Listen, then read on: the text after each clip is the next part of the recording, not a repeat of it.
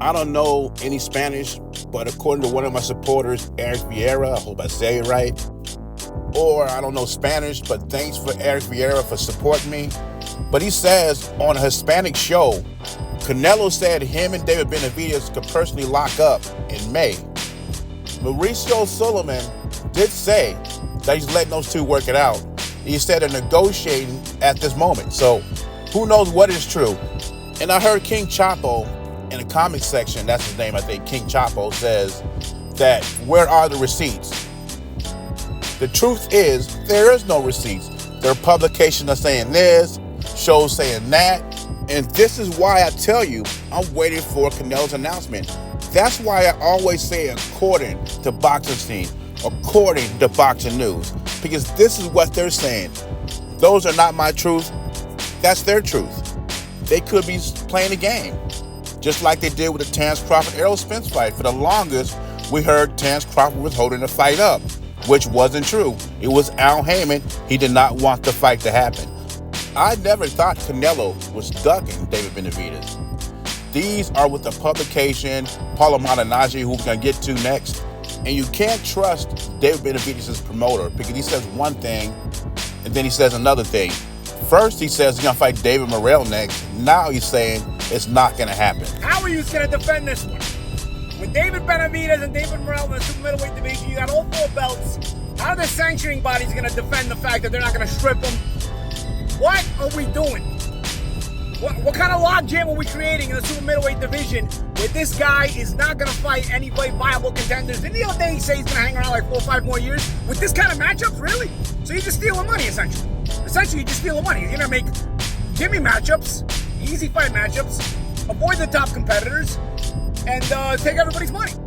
One of Canelo's biggest detractors, Paulie Malignaggi, says Canelo is a gimmick. If you continue to purchase his fights, you deserve to get ripped off. Paulie Malignaggi's opinion is Canelo's been running from David Benavidez for 2 years.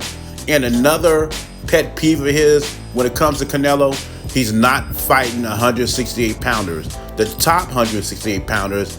And this is Paulie Malignaggi's opinion of Canelo. He believes Canelo, for that reason, is ripping the fans off because he's not fighting the best competition at 168. And since that is not happening, Paulie Malignaggi also believes that Canelo should be stripped of all his titles and basically go fight exhibition because he believes Canelo at this point of his career is just a gimmick. I don't believe Canelo is a gimmick. I think John Ryder was a mandatory, so he had to take that or he would lose his belt. Now, when it comes to Jermell Charlo, even though I did not like the fight, he was a stand-in, had to fight so quick, and he was up to the task. Well, he said he was up to the task, but he ran the whole fight.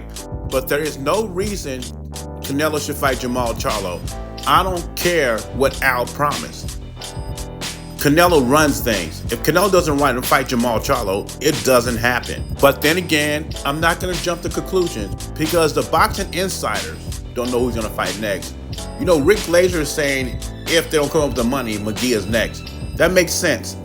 And now you talk about Mike Kappinger and Michael Benson. They don't even know who Canelo's fighting next. They're just throwing out what their sources are saying. So all of us, in reality, still have to wait to see what Canelo says. But I would take McGee and Benavidez over Jermell Charlo and Terence Crawford. Tell you about it. I had a phone call from my man, Blue Blood. He called me up and says, Bo, I said, what's up, Blue? I can get that fight for you, man. We can get that fight for you with Terence. I said, man, listen closely. Make that fight. You know, we want that fight. You know what I mean? I said, you know, we wanted him or either Spence. It didn't make no difference as long as we get the fight. We'll see where we coming from, right? Talked to him, so they got on the phone. All 3 of them got, matter of fact, was on the phone. We talking, and I was taking from them that they really was trying to get us to come over to their side. And I explained to him, and so the guy Desmond, he was saying, yeah, well, we can make the fight happen and we can do this. I said, well, listen, y'all make the fight happen. That's the fight that we want. Make it happen, you know what I mean? And we can get it on. So he says, yeah. What about you coming up? I said, no. I'm with Showtime. You know what I mean? I said, now, you want to make the fight? You call Steven Espinoza. I'd like to thank Miguel Myers for supporting the channel. He said, make a video of Crawford ducking Boots. I wish I could, but that's not the case. You heard Boots Ennis saying he was offered to fight by Black Prime instead of Avenesian. They turned it down because their loyalty to Showtime, a network they didn't even have a contract with. And basically, from my understanding, Black Prime called Steven Espinoza, and he pretty much shot it down. Which Boots had a handshake deal with Showtime. Didn't have a contract with Showtime. Bozy didn't have to go through Showtime. He could have made the fight with no problem and probably would have made more money.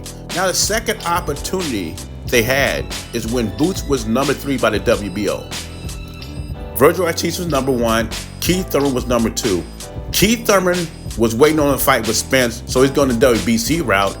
And Virgil Ortiz went the WBA route to fight Stanionis in an eliminator, right? And that would have left Jerron Boots Ennis at the number 1 slot. See, he could have had Crawford December 11th instead of David Avenesian. He would have been at the number 1 slot, and he could have petitioned him to be Crawford's mandatory. They didn't do any of that. Matter of fact, Jerron Boots Ennis went the IBF route. And don't get it twisted, I would love to see the Jerron Boots Ennis and Terence Crawford fight. But the people that are pushing for it and calling Crawford a duck can't answer one question for me. Who's gonna pay for it? And once you present that question to them, they get all offensive, they call you a fanboy. And I just ask a simple question, who's gonna pay for it? It don't seem like any of the networks are interested in a Jerron Boots Ennis and a Crawford fight, which means Crawford is not gonna get the money he wants for that fight. And they want to compare it to a David Benavidez Canelo fight, and that's a joke. Casuals and hardcore fans want the Benavidez Canelo fight, and hardcore fans like myself want to see Ennis and Crawford, which means the fight is not going to make much money. Anyway, I had more to say, but the video is too long as it is. What do you think about Paulie Malignaggi's comments about Canelo ripping his fans off? Leave your thoughts and comments below. JBZ, I'm gone.